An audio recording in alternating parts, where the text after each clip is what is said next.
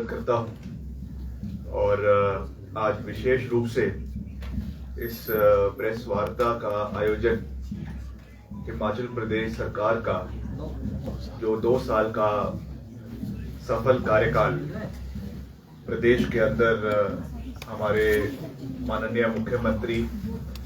ठाकुर सुखविंदर सिंह सुक्खू के नेतृत्व में पूर्ण हुआ है। प्रदेश में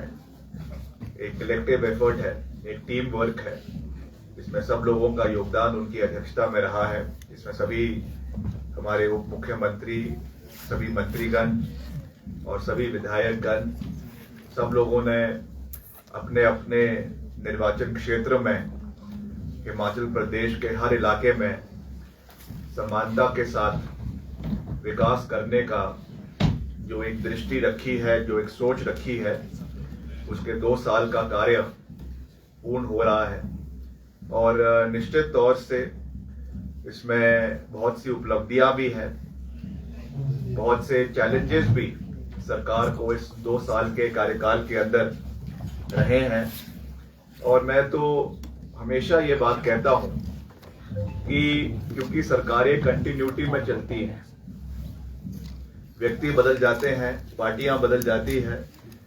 मगर सरकार कंटिन्यूटी में, चाहे वो प्रदेश की है, चाहे वो केंद्र की है, वो चलती रहती है। और जो आपका एक किस्म से बैलेंस शीट होता है सरकार की, उस बैलेंस शीट में liabilities, assets, profit and loss, ये लगातार निरंतर चलता रहता है। तो जब हमने सत्ता संभाली तो बहुत से एसेट्स भी मिले, मगर उसके साथ साथ लायबिलिटीज भी पूर्व सरकार के समय से हमको मिली। इससे प्रदेश में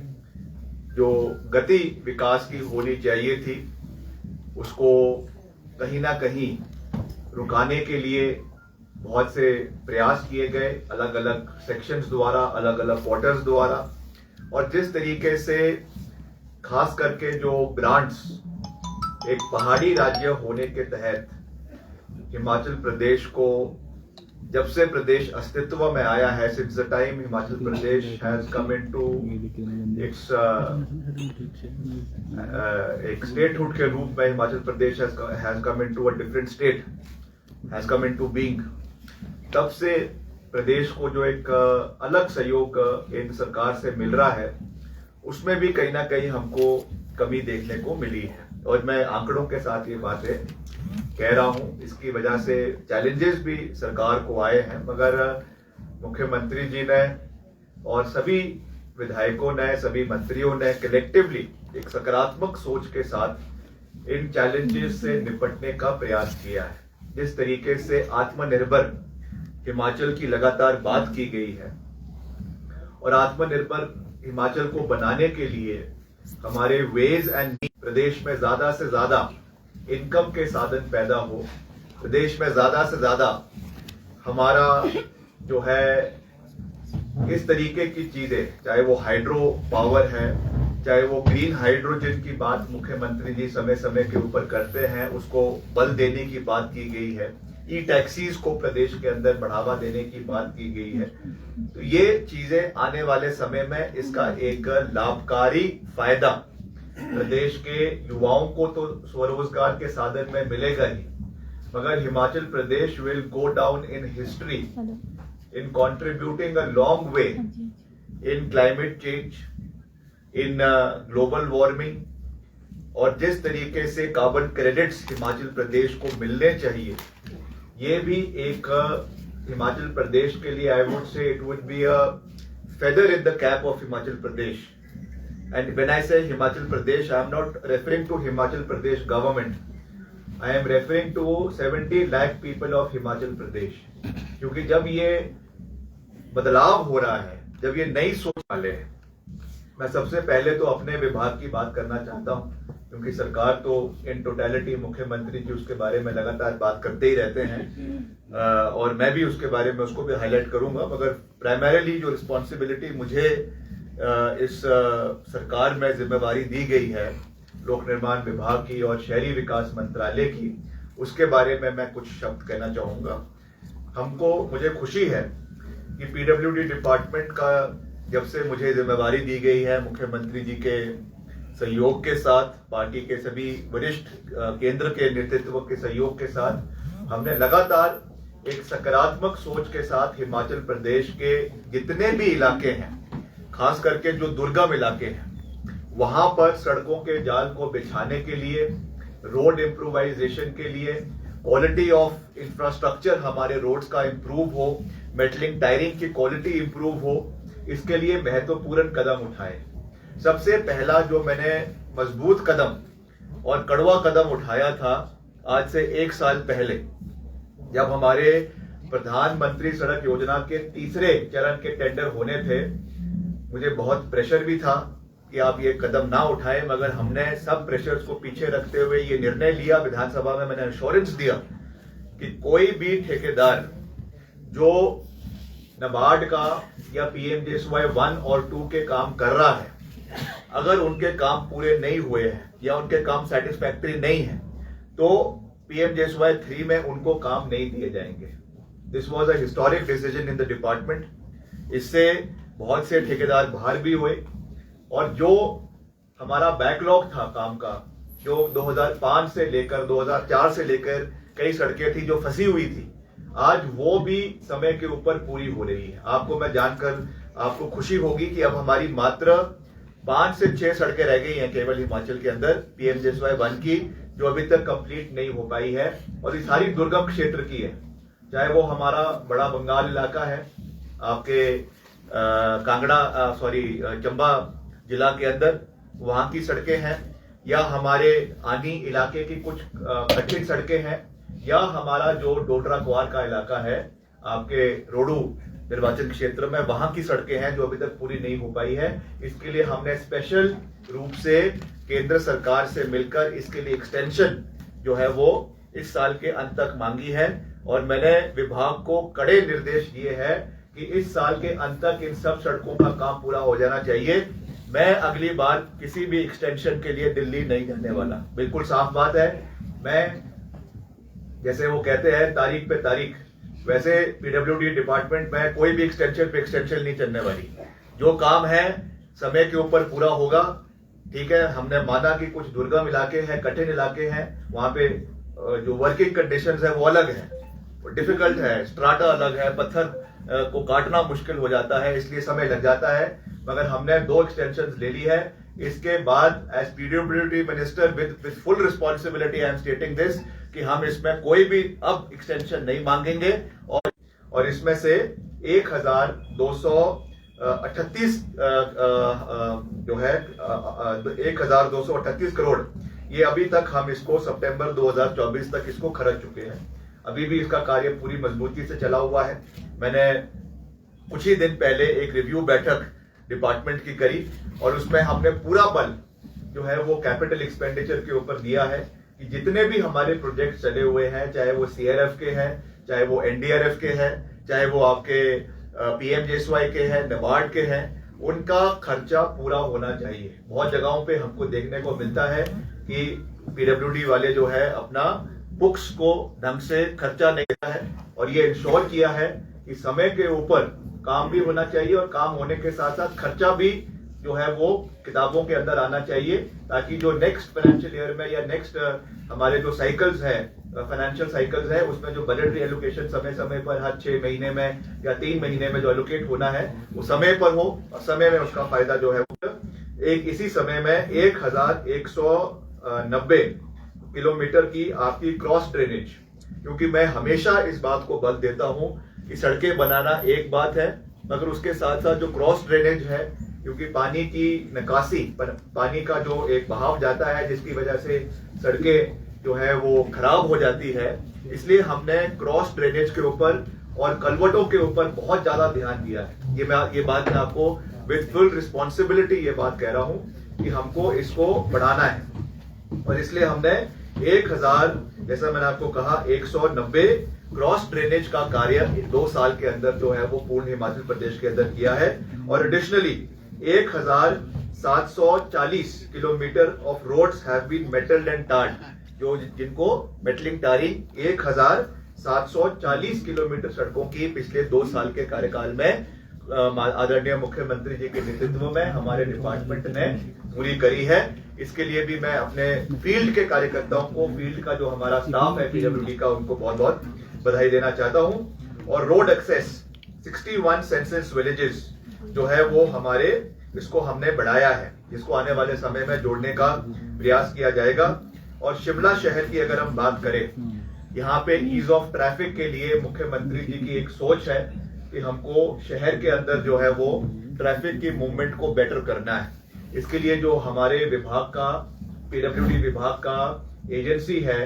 HPRIDC, Himachal Pradesh rural infrastructure development corporation, इसके माध्यम से एक 880 metre long double lane tunnel का अभी हमने DPR हम बनवा रहे हैं। जो हमारा जो नव भारत है आपका, उसको जाखू के नीचे से होते हुए इसको इंदिरा गांधी मेडिकल कॉलेज से जोड़ने का प्रस्ताव है। और इसके लिए जो है 100 करोड़ रुपए का इसके लिए बजट का प्रावधान जो है वो मुख्यमंत्री जी ने फाइनेंस मंत्रालय से एडिशनलिटी के रूप में किया है। अभी इसमें इमीडिएट 100 करोड़ दिए हैं और आने वाले समय में इसका जो एस्टिमेटेड कॉस्ट है वो 295 करोड़ है, 295 करोड़। तो एक बारी जब इसकी सारी प्रक्रियाएं पूरी हो जाएगी, इसकी अलाइनमेंट, इसकी DPRs पूरी हो जाएगी, उसके बाद इसका प्रोसेस आने वाले समय में शुरू कर दिया जाएगा। Because I am also the urban development minister of Himachal Pradesh, इसलिए शहरी विकास और शहरी ईज ऑफ ट्रैफिक के लिए भी ये टनल मैं समझता हूं कि आने वाले समय में बहुत महत्वपूर्ण होगी। इस पे हम पूरी मजबूती से आने वाले समय में जो है वो कार्य करेंगे, इसका भी मैं पूर्ण रूप से विश्वास दिलाना चाहता हूं। और उसके साथ साथ जो हमारा PMJSY 3 है, PMJSY 4 है, प्रधानमंत्री ग्राम सड़क योजना का जो चौथा चरण है, ये भी हमारे लिए बहुत महत्वपूर्ण है। क्योंकि अभी मैं लगातार प्रदेश के हर क्षेत्र का हम दौरा करते हैं, दुर्गम से दुर्गम क्षेत्र का हम दौरा करने में डोडरा कुआर का हमने दौरा किया, अभी कुछ दिन बाद हमने जो है वो तीसा इलाके का दौरा रखा है। अभी भी हिमाचल प्रदेश के अंदर कई ऐसे छोटे आबादी के गांव हैं जिसमें 2011 का जो हम सेंसस पकड़ रहे हैं, जिसके हिसाब से करीबन आपके 6.5 के लिए हम केंद्र सरकार का भी पूरा सहयोग ले रहे हैं। ये केंद्र सरकार की योजना है, प्रधानमंत्री सड़क योजना का चौथा चरण। तो इसको हम आने वाले समय में, अभी जब पीछे जो हमारा सेंट्रल बजट आया था उसमें इसकी घोषणा हुई है। अभी तक इसकी जो क्लियर मोडालिटीज है प्रदेश सरकार की ओर से, हम उसको बना रहे हैं पीडब्ल्यूडी डिपार्टमेंट की ओर से, और उसको आने वाले समय में जो है वो हम ग्रामीण विकास मंत्रालय केंद्र सरकार के साथ शेयर करेंगे। इसमें मैं एक महत्वपूर्ण जानकारी आपको देना चाहता हूं। हालांकि ये जो योजना है केंद्र सरकार की, ये केवल नए इलाके जो अभी तक नहीं जुड़े हैं उनको जोड़ने के लिए प्रस्तावित है। मगर हिमाचल की जो रोड कंडीशंस है, हिमाचल की जो ज्योग्राफिकल कंडीशंस है, उसको मद्देनजर रखते हुए मैंने सीनियर अधिकारियों के साथ बैठक करी, जिसमें हमारे एडिशनल चीफ सेक्रेटरी हैं पीडब्ल्यूडी के या और अधिकारी हैं, और हम सब का डिपार्टमेंट का ये मत था कि नए सड़कों को जोड़ना तो एक बात है, नए आबादी को जोड़ना तो एक बात है, वो बहुत अच्छी बात है, वो हम कर रहे हैं। मगर उसके साथ साथ जो हमारी ऐसी सड़कें हैं जो PMJSY 1 में या 2 में बनी हुई है मगर कच्ची है, उनमें सोलिंग हुई है मगर अभी तक वो पक्की नहीं हो पाई है, इसके लिए हमने एक स्पेशल केस, ये केवल हिमाचल स्पेसिफिक है, ये और राज्यों का नहीं है अभी तक, ओनली हिमाचल स्पेसिफिक, कि इसमें हमने एक स्पेशल केस बनाया कि PMJSY 4 में we should be permitted not only to connect unconnected habitations but also to upgrade the existing network that we have under PMJSY 1 and PMJSY 2। और मुझे इसमें हरी झंडी कहीं ना कहीं केंद्र सरकार से देखने को मिल रही है। जो चर्चाएं अभी हमारी हुई है, क्योंकि अभी औपचारिक रूप से इसकी हमको स्वीकृति नहीं आई है, मगर क्योंकि हम एक राइट डायरेक्शन में आगे बढ़ रहे हैं, सकारात्मक सोच से आगे बढ़ रहे हैं, तो मुझे पूरा विश्वास है कि हमको अपग्रेडेशन के लिए, मेटलिंग टायरिंग के लिए करीबन 850 किलोमीटर सड़कें हिमाचल प्रदेश को PMJSY 4 के अंदर मिलना तय है। इसकी औपचारिकता के लिए अभी बहुत जल्द मैं दिल्ली जा रहा हूं, और हम जो हमारे केंद्रीय ग्रामीण विकास मंत्री है आदरणीय श्री शिवराज सिंह चौहान जी, जो पूर्व में मध्य प्रदेश के मुख्यमंत्री भी रहे हैं, उनसे भी हम इस दिशा में मिलेंगे, इस विषय के लिए मिलेंगे और हिमाचल को ये सौगात हम केंद्र से लेकर आएंगे, इसका भी मैं आपको पूर्ण रूप से विश्वास दिलाना चाहता हूं। अभी हाल ही में हमारे जो केंद्रीय शहरी विकास मंत्री हैं वो भी हिमाचल प्रदेश आए और मुख्यमंत्री जी के साथ एक हाई पावर्ड मीटिंग जो है हमने पीटर हॉफ में उनकी मुख्यमंत्री जी की अध्यक्षता में और हमारे शहरी विकास मंत्री जी की अध्यक्षता में करी है। उसमें भी शहरी विकास को आगे बढ़ाने के लिए, चाहे वो हमारे पार्किंग्स है पूरे प्रदेश के अंदर, चाहे हमारा गार्बेज डिस्पोजल है, हमारा segregation of wet garbage and आपका ड्राई गार्बेज है, उसके लिए बेहतर इक्विपमेंट्स प्रदेश के अंदर आए। और रिवर फ्रंट्स, मैंने रिवर फ्रंट्स की भी बात करी, एक विशेष रूप से प्रपोजल जो है वो नदौन में माननीय मुख्यमंत्री जी के आशीर्वाद के साथ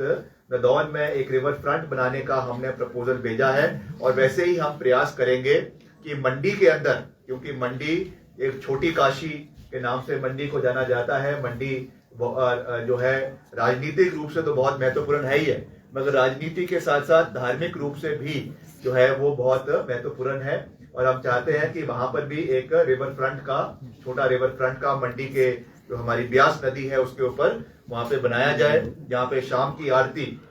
जैसे आपकी वाराणसी में करवाई जाती है या आपके और घाटों पे देश में करवाई जाती है, हरिद्वार में करवाई जाती है, उसी तर्ज पे छोटी काशी में भी आपकी वहां पर शाम की आरती करवाई जाए, संध्या की आरती करवाई जाए और हमारा जो देवी देवताओं में हमारा अटूट विश्वास है वो बरकरार रहे, इस दृष्टि से भी हम कार्य कर रहे हैं। और आप अभी हमारे माननीय मेयर साहब ने हमें इसके बारे में भी बताया है कि 5 हमारी पार्किंग्स जो है वो शिमला शहर के अंदर, जिसमें करीबन 1700 गाड़ियों की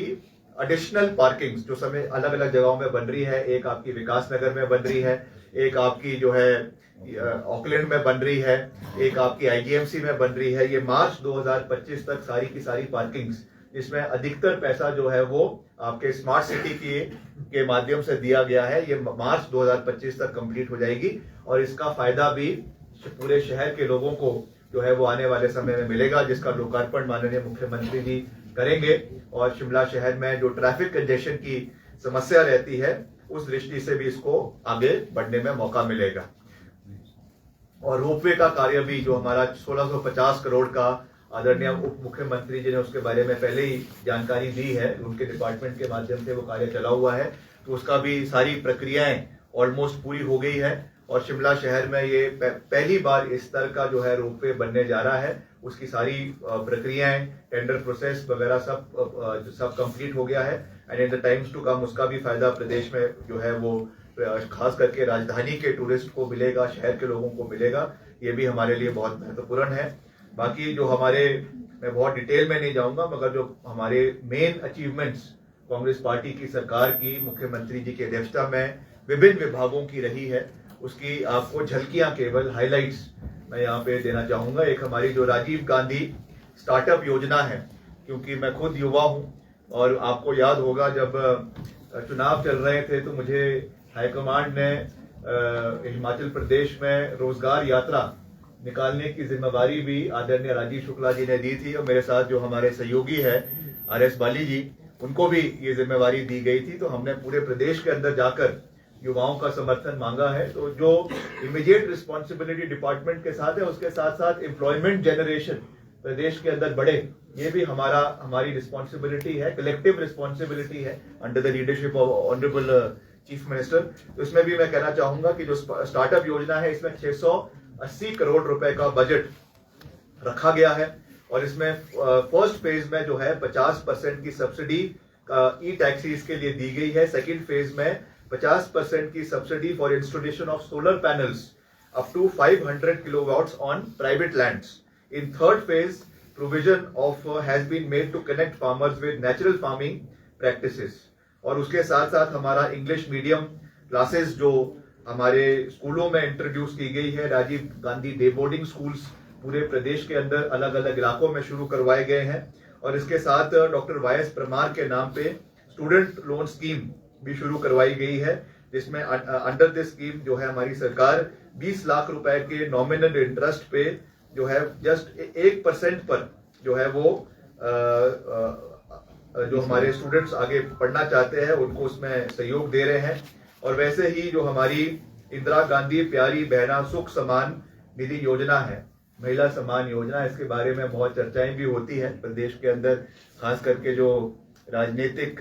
प्रतिद्वंदी है, हमारे नेता प्रतिपक्ष है जयराम जी, वो तो कोई कसर छोड़ते नहीं है, क्योंकि वहां पर भी प्रतिस्पर्धा बहुत ज्यादा चली हुई है। जैसे मुकेश जी कह रहे थे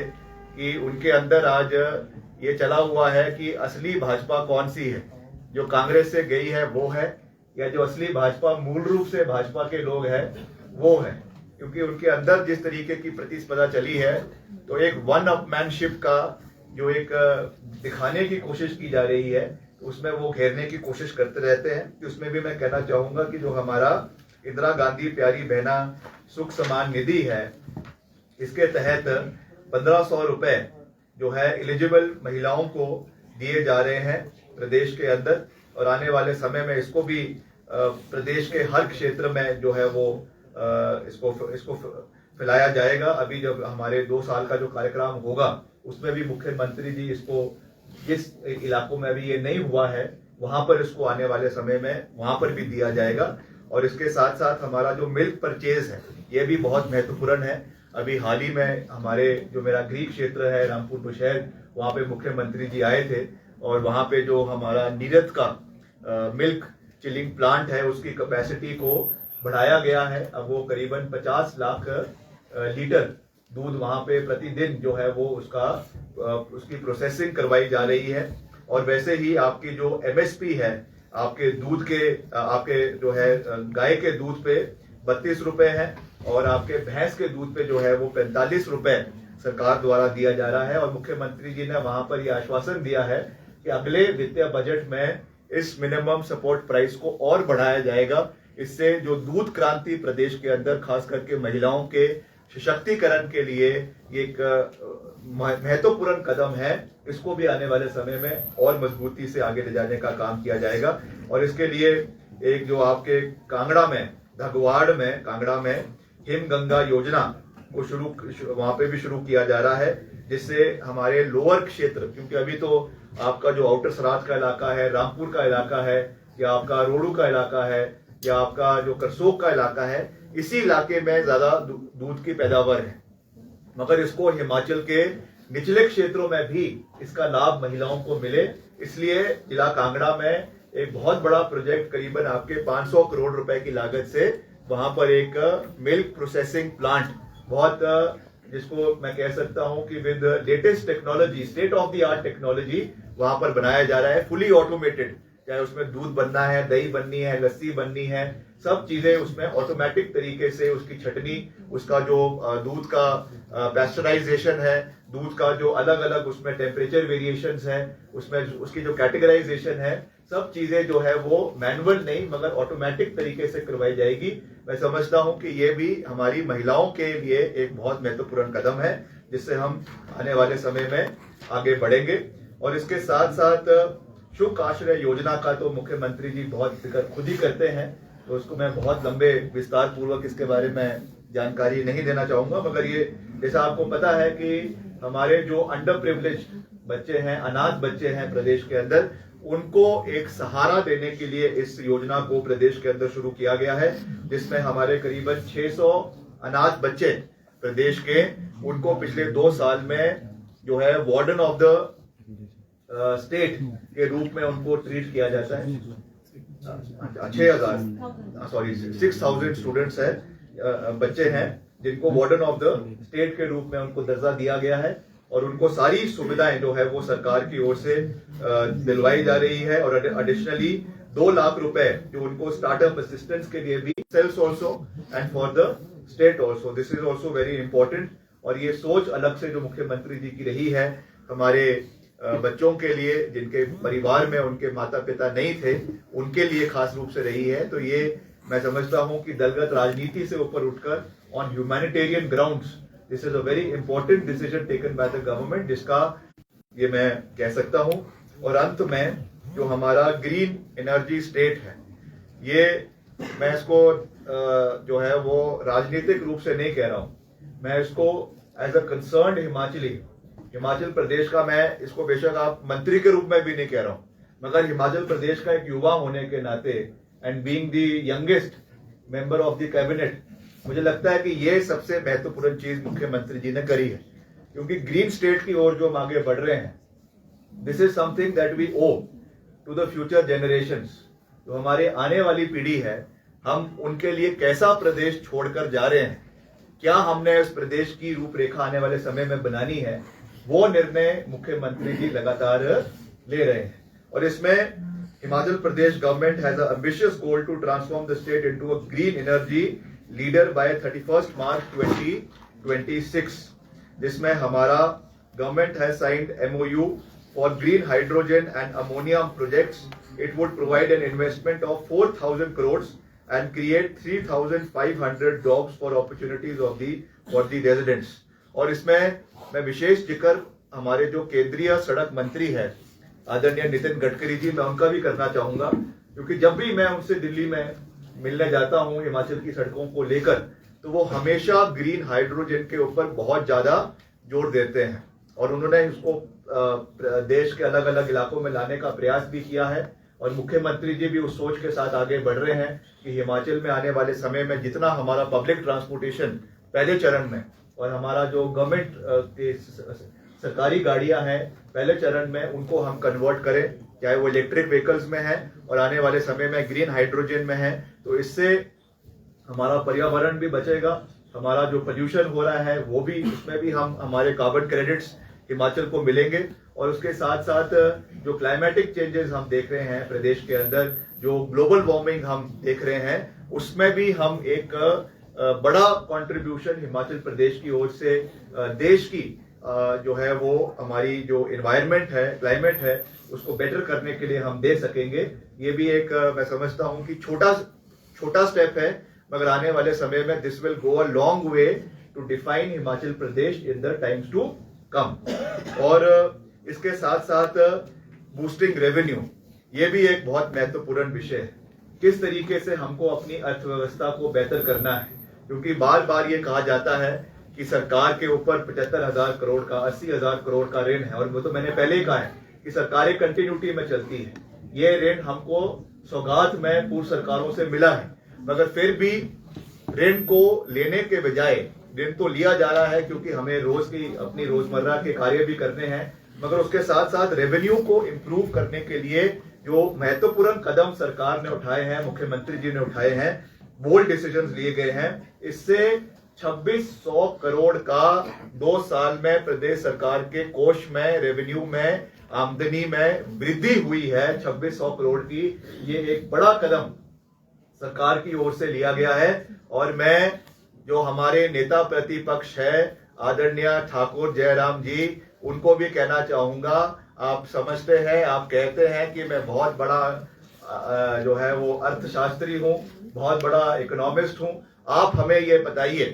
कि आपकी सरकार के समय में कौन से ऐसे कदम पिछले 5 साल के अंदर लिए गए जिसमें आपने प्रदेश की अर्थव्यवस्था को मजबूत करने के लिए कदम लिए। आपने क्या किया, मैं बताता हूं। आपने केवल जो रेवेन्यू डेफिसिट ग्रांट्स की मलाई केंद्र सरकार से मिलती थी 12,000 करोड़ रुपए, जो उनको उस समय उनकी सरकार के समय में मिले। मैं पिछले कल फाइनेंस सेक्रेटरी के साथ बड़ी लंबी चर्चा कर रहा था प्रदेश की वित्तीय परिस्थिति के ऊपर, और उन्होंने मुझे, और वैसे भी मुझे इसके बारे में जानकारी है कि जो ये रेवेन्यू डेफिसिट ग्रांट्स जो हमारे 15वें वित्त आयोग की रिकमेंडेशन की वजह से 9,000 करोड़, पहले 12,000 करोड़ था, 12,000 करोड़ से 9,000 करोड़, और 9,000 करोड़ से अगले वित्तीय वर्ष यानी 25-26 में ये रेवेन्यू डेफिसिट ग्रांट आपका मात्र 3,000 करोड़ रुपए रह गया। ये 12,000 करोड़ को लुटाने का काम अगर किसी ने किया है, ये जयराम ठाकुर जी की सरकार ने किया। अगर उनको इतनी चिंता प्रदेश की सरकार के, प्रदेश के लोगों के बारे में होती, तो इस पैसे को समय समय पर जो है प्रदेश की कैपिटल इंफ्रास्ट्रक्चर के लिए क्रिएट किया जाता, उसके लिए इस पैसे को खर्चा जाता, मगर उनको केवल इस पैसे को का दुरुपयोग करके हिमाचल प्रदेश की अर्थव्यवस्था को अगर पटरी पर लाने का किसी ने काम किया है, तो वो जयराम जी की सरकार ने और उनके जो सो कॉल्ड इकोनॉमिस्ट उनकी सरकार में थे, मैं नाम नहीं लेना चाहता, मगर जो अपने को बहुत बड़ा कोई अंतर्यामी समझते थे, उनकी वजह से आज हिमाचल प्रदेश की ये फाइनेंशियल कंडीशन है और ये दुर्भाग्यपूर्ण है। हमको इससे बाहर निकलना है, जिसके लिए मुख्यमंत्री ने, जैसा मैंने आपको कहा, कि ये मजबूत कदम उठाए हैं। चाहे वो लिकर सेस लगाया है, एक मजबूत कदम उन्होंने वाटर सेस के लिए भी लगाया। वाटर सेस भी प्रदेश के अंदर लगाया गया, हालांकि वो ऑनरेबल हाई कोर्ट ने उसमें कुछ कमियां हुई या जिसकी वजह से वो पूरी रूप से लागू नहीं हो पाया, मगर the intent behind that act was कि जितना भी आपका पानी प्रदेश के अंदर जा रहा है, चाहे वो सतलुज का है, चाहे ब्यास का है, चाहे और नदियों का है, वो बहता हुआ सोना है और उससे हिमाचल प्रदेश की आमदनी में वृद्धि होनी चाहिए। It was right act in the right step और आने वाले समय में मुझे विश्वास है कि उसकी एसएलपी केंद्र जो है वो ऑनरेबल सुप्रीम कोर्ट में होगी और हम इसकी पूरी कानूनी लड़ाई आने वाले समय में लड़ेंगे। इसका भी मैं आपको पूर्ण रूप से जो है वो विश्वास दिलाना चाहता हूं। और अंत में मैं फिर से युवाओं के बारे में कहना चाहूंगा, क्योंकि नौकरियों के बारे में बहुत भ्रम आदरणीय जयराम ठाकुर जी समय समय पर फैला रहे हैं। मैं आंकड़ों के साथ ये बात कहना चाहता हूं कि सरकारी क्षेत्र में, वैसे तो ये बात कहते हैं कि हमने जो 1 लाख का आंकड़ा दिया है, ये आंकड़ा केवल सरकारी क्षेत्र का नहीं है। ये आंकड़ा जो है वो सेल्फ एम्प्लॉयमेंट के एवेन्यूज प्रदेश के अंदर क्रिएट करने का, an opportunity to be given to the youth, चाहे वो पब्लिक सेक्टर में है, चाहे प्राइवेट सेक्टर में है, चाहे इंडस्ट्रीज में है। मगर अगर हम केवल सरकारी क्षेत्र की भी बात करें, और मैं आंकड़े के साथ ये बात कह रहा हूं, और मैं चैलेंज करता हूं भाजपा के किसी भी नेता को कि इन आंकड़ों पे वो हमसे विधानसभा के सभा पटल के ऊपर डिबेट करें, क्योंकि विपक्ष का विधायक रहते हुए मैंने भी कई बारी हिमाचल के युवाओं के मसले विधानसभा में as a member of the opposition मैंने उठाए हैं। इसलिए मैं ये आपको विद फुल रिस्पॉन्सिबिलिटी ये कहना चाह रहा हूं कि पिछले 2 साल के कार्यकाल में सरकारी क्षेत्र में 31,000 नौकरियां जो है वो केवल सरकारी क्षेत्र में कांग्रेस पार्टी की सरकार ने माननीय मुख्यमंत्री जी की अध्यक्षता में जो है वो, चाहे वो शिक्षा विभाग है, चाहे वो पीडब्ल्यूडी है, चाहे वो आईपीएच है, चाहे वो फॉरेस्ट है, इसमें क्रिएट की गई है। और कांस्टेंट एंडेवर हमारा यह है कि आने वाले समय में भी हम सरकारी क्षेत्र में और उसके साथ साथ निजी क्षेत्र में भी एम्प्लॉयमेंट के एवेन्यूज को आने वाले समय में क्रिएट करेंगे। 31,000 2 साल में, और इसके अगेंस्ट 5 साल में भाजपा की सरकार ने सरकारी क्षेत्र में मात्र 20,000 नौकरियां क्रिएट करी है। तो जवाबदेही हमारी तो है ही है जनता के प्रति, because we are elected government, मगर हमारे साथ साथ विपक्ष की जिम्मेदारी भी बनती है कि वो भी अपने 5 साल की कार्य प्रणाली का चिट्ठा लोगों के बीच में रखे। उन्होंने कितनी नौकरियां जयराम जी के समय में हिमाचल प्रदेश के लोगों को दी, इसकी जानकारी भी वो दें। अगर वो नहीं देंगे तो हम सही आंकड़ों के साथ लोगों के बीच में जाएंगे, ये भी मैं आपको कहना चाहता हूं। और सबसे बड़ी बात, जो हमारा राज्य चयन आयोग है, इसके बारे में भी बहुत चर्चाएं होती है। क्या आवश्यकता बड़ी थी इस चयन आयोग को बनाने की? अगर सब कुछ जो पहले Himachal Pradesh service selection board था, सबऑर्डिनेट सर्विस सिलेक्शन बोर्ड था, अगर उसमें सब कुछ हंकी डोरी था, if everything was right in that so called recruitment board, तो आज इसको बनाने की आवश्यकता ही नहीं पड़ती। मुख्यमंत्री जी को इसको बनाने की आवश्यकता ही नहीं पड़ती। But this step had to be taken because of the malpractices which happened in the previous government. जिस तरीके के घोटाले हुए, पुलिस भर्ती की घोटाला हुआ, कांस्टेबल्स के घोटाले हुए, या और हमारे रिक्रूटमेंट में घोटाले हुए, उसकी वजह से the chief minister was forced, the government was forced to abolish that previous recruitment board and make a new board in Himachal Pradesh. और अब इसकी पूरी प्रक्रिया शुरू हो गई है। इस बोर्ड के चेयरमैन भी बन गए हैं, इस बोर्ड के जो है वो सारे मेंबर्स बन चुके हैं, और जितने 13 पोस्ट कोड्स, क्योंकि बारी बारी ये सारे साथी हमको मिलते रहते हैं। एक सब कमेटी उप मुख्यमंत्री जी की अध्यक्षता में बनाई गई है, जिसमें जितने भी हमारे पोस्ट कोड्स हैं जो लंबित पड़े हैं, उनका, जिसमें विजिलेंस के इंक्वायरी नहीं है या जिसमें 2-3 लोग हैं जो विजिलेंस के दायरे में हैं, उनको छोड़कर हम सब पोस्ट कोड की रिक्रूटमेंट को शुरू करवा रहे हैं। उनकी रिकमेंडेशन पे 13 पोस्ट कोड्स को हरी झंडी कैबिनेट सब कमेटी से दी गई है, कैबिनेट से दी गई है, और इन सब को जो है वो राज्य चयन आयोग में इनके रिजल्ट डिक्लेरेशन के लिए भेज दिया गया है। कई इसमें से डिक्लेयर हो भी चुके हैं और कई आने वाले समय में डिक्लेयर होंगे, जिससे हमारे 2221 युवाओं को आने वाले समय में फायदा मिलेगा, उनको रोजगार के साधन प्रदेश के अंदर पैदा होंगे, ये भी मैं कहना चाहता हूं। बाकी टूरिज्म के ऊपर भी जो चेयरमैन है टूरिज्म के RS बाली जी अच्छा काम कर रहे हैं, तो मैं उस पर ज्यादा विस्तार पूर्वक नहीं जाना चाहता हूं, मेरा महकमा नहीं है। और भी अलग अलग डिपार्टमेंट्स का सब चीजें हैं, मैं बहुत लंबा बात करूंगा तो रात हो जाएगी, शाम हो जाएगी, इसलिए मुझे इसको जो है संक्षिप्त रखना चाहिए। बर्ड्स आई व्यू मैंने आपको पूरा दे दिया है। बाकी अपने डिपार्टमेंट का मैंने कहा है कि हम इसको पूरी मजबूती से आगे बढ़ाने का प्रयास कर रहे हैं, चाहे वो केंद्र से भी सहयोग लाने की बात है। देखिए, मैं आपको ये भी कहना चाहता हूं, मैं तो हर मंच से ये बात कहता हूं कि हिमाचल प्रदेश एक अलग परिस्थिति में हिमाचल प्रदेश का जन्म हुआ है। हिमाचल प्रदेश जब अस्तित्व में आया, एक पहाड़ी राज्य के रूप में हिमाचल प्रदेश अस्तित्व में आया, उस समय की तत्कालीन प्रधानमंत्री इंदिरा गांधी जी इसी रिज मैदान पर आकर उन्होंने हिमाचल प्रदेश को पूर्ण राज्य का दर्जा दिया, मगर हिमाचल प्रदेश को एक अलग कैटेगरी में रखा गया है, हिली स्टेट्स में रखा गया है, और हिमाचल प्रदेश को हर वो सहयोग केंद्र से मिलना चाहिए जो हिमाचल को अपने पांव पे खड़ा होने के लिए सहयोग मिल सके। जिसमें मैंने खास रूप से रेवेन्यू डेफिसिट ग्रांट का जिक्र किया, ये लगातार कम होता जा रहा है। हमारी जो बोरोइंग कैपेसिटी है उसको भी 2% ऑफ स्टेट GSDP के ऊपर उसकी कैपिंग कर दी गई। हमने कोई भी अगर लोन या कोई भी हमने इंफ्रास्ट्रक्चर प्रोजेक्ट के लिए एशियन डेवलपमेंट बैंक से या आपके वर्ल्ड बैंक से या आपके और किसी भी एक्सटर्नल एडेड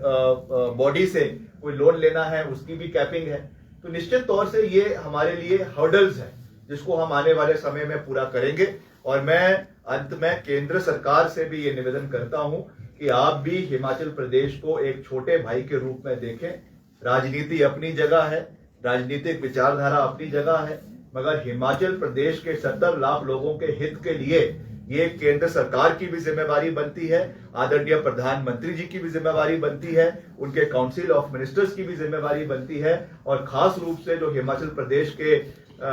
प्रदेश से जो राष्ट्रीय अध्यक्ष है भाजपा के और जो वर्तमान में हमारे केंद्रीय स्वास्थ्य मंत्री है आदरणीय जगत प्रकाश नड्डा जी, उनकी विशेष जिम्मेवारी बनती है कि वो हिमाचल के लिए हर फंड को लाने में अपना पूरा सहयोग दे, चाहे वो हेल्थ केयर के लिए है, चाहे वो रूरल इंफ्रास्ट्रक्चर के लिए है, चाहे वो रोडवेज के लिए है, चाहे वो और किसी चीज के लिए है। हम जब भी हिमाचल का मुद्दे है उसके लिए मैं उनका ऑन रिकॉर्ड धन्यवाद भी करना चाहता हूं, और आने वाले समय में और भी सहयोग हिमाचल को मिले, खास रूप से हमारे विभाग को तो मिले ही, और भी सबको मिले, तो उसके लिए भी मैं उनसे निवेदन करना चाहता हूं। क्योंकि चुनाव तो आते जाते रहते हैं, मगर हमें हिमाचल प्रदेश को आगे लेकर जाना है, हिमाचल प्रदेश के हर वर्ग को आगे लेकर जाना है, हिमाचल प्रदेश के 70 लाख लोगों को आगे लेकर जाना है, और उसके लिए कलेक्टिव रिस्पॉन्सिबिलिटी ये सरकार की है, जिसमें मुख्यमंत्री जी महत्वपूर्ण कार्य कर रहे हैं, मजबूत निर्णय ले रहे हैं और कुछ कड़वे कदम भी ले रहे हैं, मगर वो कड़वे कदम आने वाले समय में उसका लाभकारी सिद्ध होंगे, उसकी भी मैंने आपको पूरी स्थिति स्पष्ट करी है। तो ये मैं कहना चाहता हूँ। बाकी आप कुछ पूछना चाहते हैं तो पूछ सकते हैं। विक्रमादित्य जी, जब आप केंद्र के मंत्रियों से मुलाकात करने के लिए जाते हैं तो क्या आपको ऐसा फील होता है कि बतौर एक कांग्रेस सरकार का मंत्री होने में आपको कोई भेदभाव वहां पर महसूस करना पड़ता है? देखिए, मैं तो जब जाता हूँ खुले मन से जाता हूँ, खुली सोच से जाता हूँ, कोई कांग्रेस के मंत्री के रूप में नहीं जाता हूँ, हिमाचल प्रदेश के लोगों को रिप्रेजेंट करते हुए वहां पे जाता हूँ, और यही उम्मीद मैं उनसे भी रखता हूँ कि वो भी हिमाचल प्रदेश को सहयोग दे। अब इसमें भी एक कैच है, जिन चीजों के बारे में मैंने बात करी है, ये सेंट्रली स्पॉन्सर्ड स्कीम्स है, और सेंट्रली स्पॉन्सर्ड स्कीम्स और ग्रांटेड एड्स में बहुत फर्क है। जिस चीज के बारे में मुख्यमंत्री जी बार बार कहते हैं वो हिमाचल का विशेष अधिकार है जो हमको मिलना है, और सेंट्रली स्पॉन्सर्ड स्कीम्स में जो वो गिनाते हैं कि ये पैसा हमने दिया है, ये कोई हम पे ये कोई सौगात नहीं दे रहे हैं, वो हिमाचल का अधिकार है। हिमाचल के टैक्स से ही वो पैसा केंद्र को जा रहा है, चाहे वो GST की कलेक्शन है, चाहे वो SGST की कलेक्शन है, चाहे वो और किसी चीज की है, तो वो हिमाचल का अधिकार है। मगर कोई विशेष रूप से जो हिमाचल को सहयोग मिलना चाहिए, फाइनेंशियल पैकेज हिमाचल को मिलना चाहिए, पर्टिकुलरली जो PDNA post disaster need assessment के रूप में जो 8,000 करोड़ का केंद्र सरकार की टीम ने यहां पर आकर ही जो पूरा सर्वे किया है, उस PDNA का अभी तक 1 रुपया हिमाचल प्रदेश को नहीं मिला है। ये दुर्भाग्यपूर्ण है। मुख्यमंत्री जी जहां आप बैठे हैं, यहीं पर परसों 3 दिन पहले भाजपा के प्रवक्ता आए थे, राष्ट्रीय प्रवक्ता। उन्होंने कहा कि जो गारंटियों के जिक्र कर रहे हैं आप, वो गारंटियां पूरी नहीं हुई है। अगर गारंटियां पूरी नहीं की तो हम ईंट से ईंट बजा देंगे सरकार का और जनता के सामने। ये कहा उन्होंने, क्या कहेंगे? ईंट तो जिनका, उन ईंट तो हम बजाएंगे, उनको ईंट बजाने की जरूरत नहीं है। ऐसी भाषा का उनको इस्तेमाल नहीं करना चाहिए। हिमाचल में आए हैं, उनका स्वागत है, अगर अपनी गरिमा का ख्याल रखें। और वो प्रवक्ता है जिनको मैंने एक बारी रेडिसन होटल में हिमाचल की असली पिक्चर दिखाई थी विधानसभा चुनावों के समय में, और वो वक्ता है जो कुछ दिन पहले जो है वो समाजवाद की सोच को छोड़कर जो है भगवाधारी बने हुए हैं। ऐसे जो है वो आया राम गया राम से हमको तो राजनीतिक रूप से सीखने की कोई आवश्यकता नहीं है। ठीक है, हिमाचल आए हैं, बात कर रहे हैं, अपनी बात कर रहे हैं, वो करें। मुख्यमंत्री, हमने 10 गारंटियां दी है, जिसमें से 7 गारंटियां पूरी हो चुकी है और 2 गारंटियां और अभी जब 2 साल का कार्यक्रम होगा बिलासपुर में, वहां पे मुख्यमंत्री जी उसकी लॉन्चिंग करेंगे। 5 साल में 10 की 10 गारंटियां हिमाचल प्रदेश पे धरातल पे उतरेगी। ये हमारा वचनबद्धता है और हमारी जो कहते हैं उसको पूरा करते हैं। सिंह जी, आपने कहा रोजगार 31,000 का आपने आंकड़ा दिया, मुख्यमंत्री कह रहे 20 से 22,000 नौकरियां, विपक्ष कह रहा है इससे भी कम। हमारी बेरोजगारों की लाखों की फौज जो एकत्र होती जा रही है, जो वादा किया था विपक्ष ये भी कह रहा है कि इस पे तो आप उनको कहते हैं, वो आपको कहते हैं, लेकिन बेरोजगारी की तो दर है वो तो बढ़ती जा रही है। वो वादा पूरा करने में कहाँ चूक? देखिए, हम इसमें पूरा प्रयास कर रहे हैं। मैंने जो आंकड़ा है, ये 31,000 का जो आंकड़ा है, ये मैं सरकारी आंकड़ा है, और ये आंकड़ा जो है वो हम इसको विधानसभा में भी रखेंगे। विधानसभा में भी जब चर्चाएं होंगी, वहां पर भी इसको हम on record with proof her department का उसमें जानकारी देकर रखेंगे। बाकी जो 1 लाख की बात की गई है, 1 लाख सरकारी नौकरी नहीं गई है। 1 लाख नौकरियां, चाहे वो सरकारी क्षेत्र में है, चाहे वो निजी क्षेत्र में है, चाहे स्वरोजगार के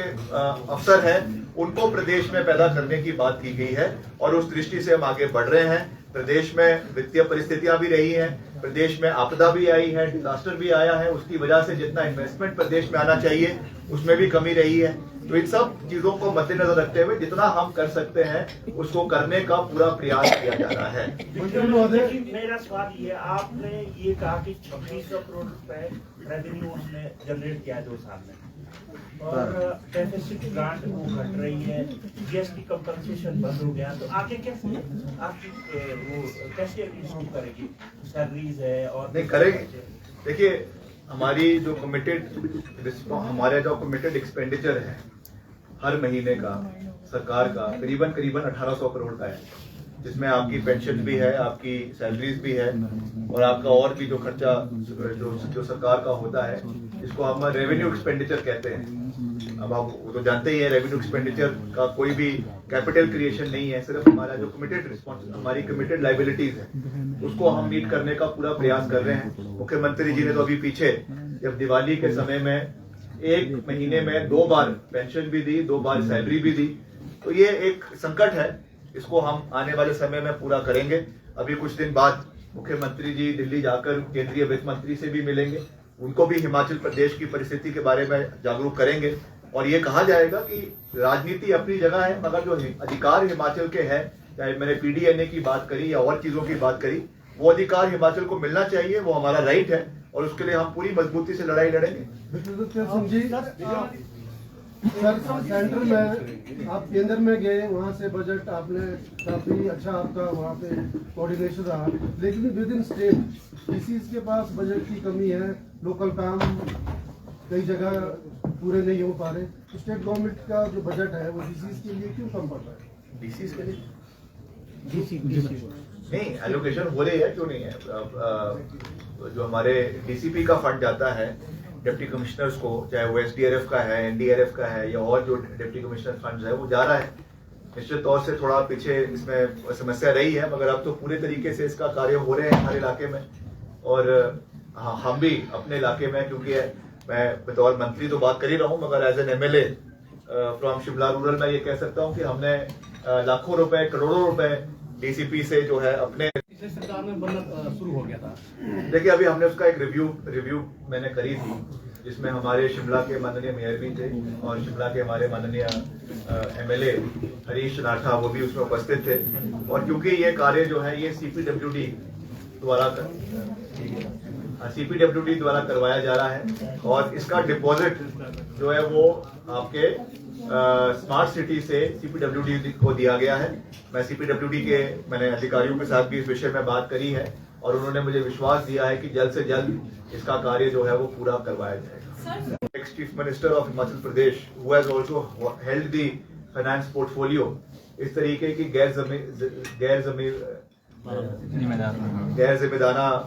बातें जो वो करते रहते हैं उनको नहीं करनी चाहिए। वो उनको अपने घर में जाके देखना चाहिए कि क्या हाल भाजपा के अंदर है और क्या नहीं है। और कांग्रेस सरकार को बनाने में सब लोगों का योगदान रहा है, मुख्यमंत्री जी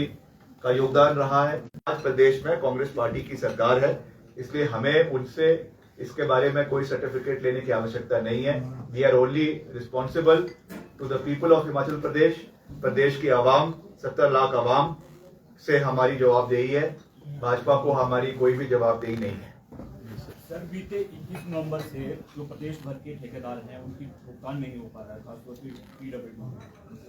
क्या कहना सर? देखिए बैकलॉग्स तो रहेंगे ही, बैकलॉग्स तो कुछ रहते ही है, हर जगह पे लाइबिलिटीज क्रिएटेड है। आपदा के समय में हमने दिन रात काम किया, दिन रात सड़कों को खोला, ब्रिजेस बनाए, बेली ब्रिजेस बनाए, तो कई कई जगहों पे लाइबिलिटीज अभी भी है। मैं रिस्पॉन्सिबल तरीके से एज PWD मिनिस्टर ये कह रहा हूँ कि कई हमारी लाइबिलिटीज है जो डिपार्टमेंट की है, मगर उसको पूरा करने के लिए मुख्यमंत्री जी ने प्रयास भी किया है। अभी एडिशनल बजट हमको करीबन 2 साल में जो है करीबन 150 से 200 करोड़ रुपए दिए हैं, जिससे हमने कई लोगों का लाइबिलिटीज को पूरा किया है। मगर आने वाले समय में हम उसको भी पूरा करने का प्रयास करेंगे। कि जो PWD का बैकलॉग है, ये ऐसा नहीं है कि ये अभी का ही है, इसमें से बहुत से काम बिना टेंडर